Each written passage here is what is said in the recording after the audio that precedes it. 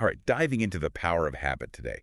This book from Charles Duhigg, it really breaks down how those everyday things, the coffee, the scrolling, how those build up, and how even the tiniest habits can end up, well, reshaping your whole life. You know, what Duhigg does that I really like, he takes the sciencey stuff and he brings in these stories you just can't forget. Oh, absolutely. Like, take Eugene Pauly. Yeah, Eugene Pauly. This guy, he couldn't tell you what he'd had for breakfast, but ask him to find his way around the house.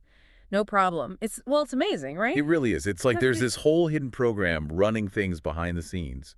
And with Eugene, he had encephalitis, wiped out big parts of his memory, couldn't even recognize his own kids sometimes, but Right. he could still make a snack, walk around the house. How does that even work? That's what had the scientists scratching their heads. Eugene, his case, it really blew the whole understanding of habits wide open. Turns out, it's all about this thing called the habit loop. Okay, the habit loop. Yeah, so you got your cue, then the routine, and then the reward. It's almost like imagine a record with a groove playing on repeat in your brain. So for Eugene, maybe seeing his front door, that's the cue to go for a walk. Exactly. The routine is the walk itself. And then the reward, that could be that feeling of fresh air or just, accomplishing something familiar. You got it. And every time that loop plays cue, routine, reward that groove, it gets deeper and deeper, etched into this part of your brain called the basal ganglia. Think of your conscious brain, that's the CEO, making the big calls, but for the day-to-day stuff, it hands the reins over to the basal ganglia. Efficient, right? Makes sense.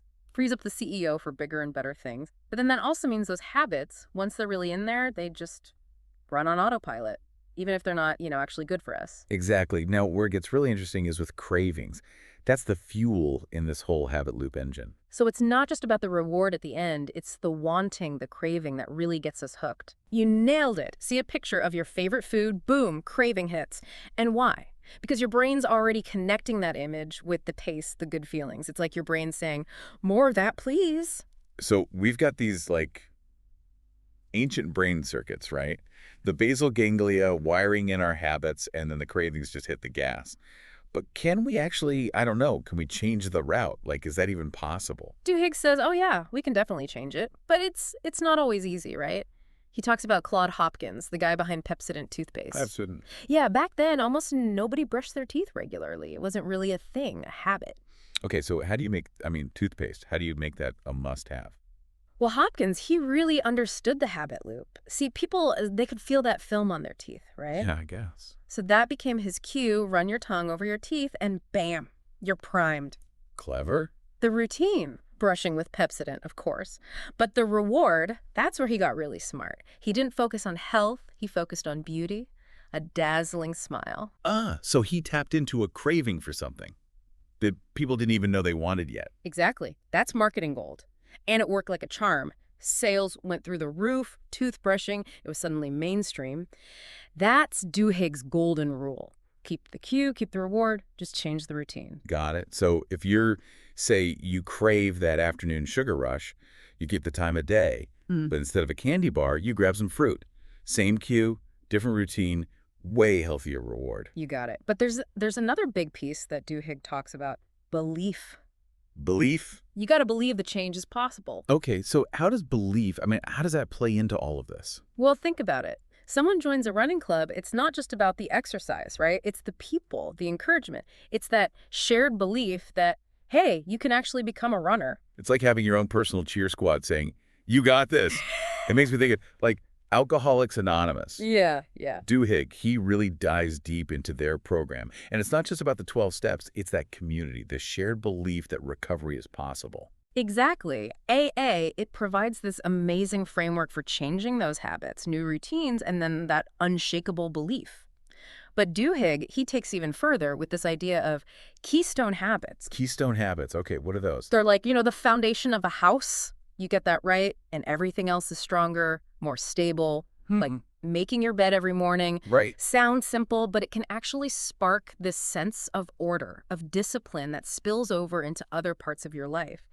Duhigg uses this great example of Tony Dungy, the coach who turned the Tampa Bay Buccaneers from from losers to champions. Wait, football and habits. I got to hear this. So Dungy, he didn't just change up their plays, he changed their habits. He focused on one keystone habit: tackling. Tackling. Yep. His belief was if they could nail that, it would create this ripple effect, boost their whole game. And you know what? He was right. Wow. So one change, like one keystone habit, had that much impact? Anything else? Oh, yeah, there are tons.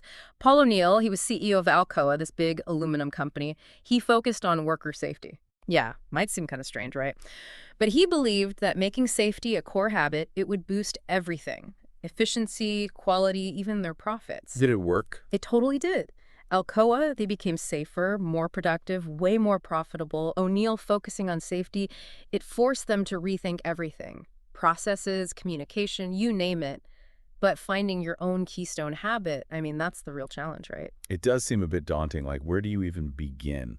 Well, Duhigg, he suggests starting with habits that have that ripple effect, like food journaling. Food journaling. Yeah, just writing down what you eat. Sounds simple, but it can actually lead to healthier choices, more mindful eating, maybe even, losing weight.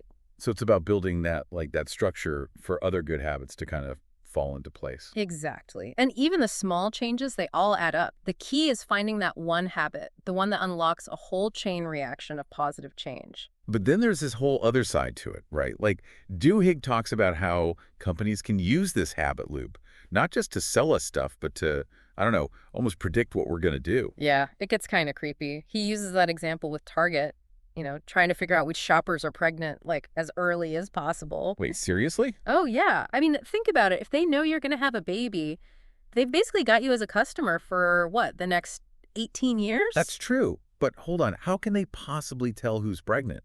Just from what they buy. Data. There you go. Mountains of it. Purchase history, demographics, everything. They brought in this data guy, Andrew Pohl. His job was to find the patterns in all that data. The ones that basically scream, baby on the way. Oh, yeah. What kind of patterns are we talking about? Like, what, pregnant women buy more pickles and ice cream or something? Not quite. But think about it. When women are pregnant, they do start buying different stuff, right? Like unscented lotions, prenatal vitamins. Maybe they start buying those bulk sizes of certain things. Right. Makes sense. So this guy, Paul, he took all that data and he built this, pregnancy prediction score for each shopper. So Target could start sending baby coupons to women who hadn't even, told anyone they were pregnant yet. That's kind of messed up, isn't it? Yeah, it definitely rubbed people the wrong way. Big concerns about privacy, companies having too much power.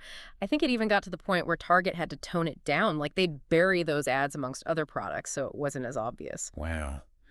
It really makes you think about, free will. Yeah. If our habits are that predictable, that easily influenced, are we really making our own choices? Big questions, right? And Duhigg, he tackles this head on through this really unsettling story. It's about a guy, Brian Thomas, who, he killed his wife in his sleep. What?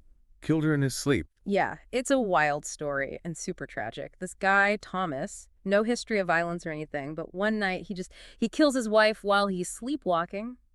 Turns out there's this thing called sleep terrors. Basically, people can act out their dreams, even their impulses, without even realizing it. So his brain was basically on autopilot. Seems that way, yeah. But it brings up this huge question of responsibility, right? I mean, if someone commits a crime while they're sleepwalking, are they really guilty? Can you really hold someone accountable for something they did when they weren't even conscious? Man, that is heavy stuff. So where do we draw the line between habits and free will? Are we all just like walking algorithms, or do we actually have the power to break free?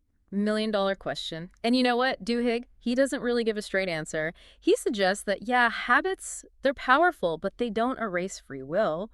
We can learn about our habits, figure out those cues, the routines, the rewards, and then we can actually make choices to change. So we're not, totally powerless. We can actually rewrite the code. Exactly. And that's the really hopeful part, right? We can change, even if it's hard. By understanding this whole science of habits, we can actually take control and start shaping our lives on purpose. This whole deep dive, it's really been eye-opening. It's amazing how much of our lives is basically run by these invisible patterns, the good and the bad.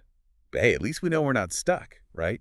We can learn, we can evolve, even if it's just one habit at a time. Big thanks to Duhigg for giving us the tools and just the inspiration to really make those changes. Couldn't have said it better myself. It all comes down to this. If our lives are basically just our habits, well, which ones are you going to build?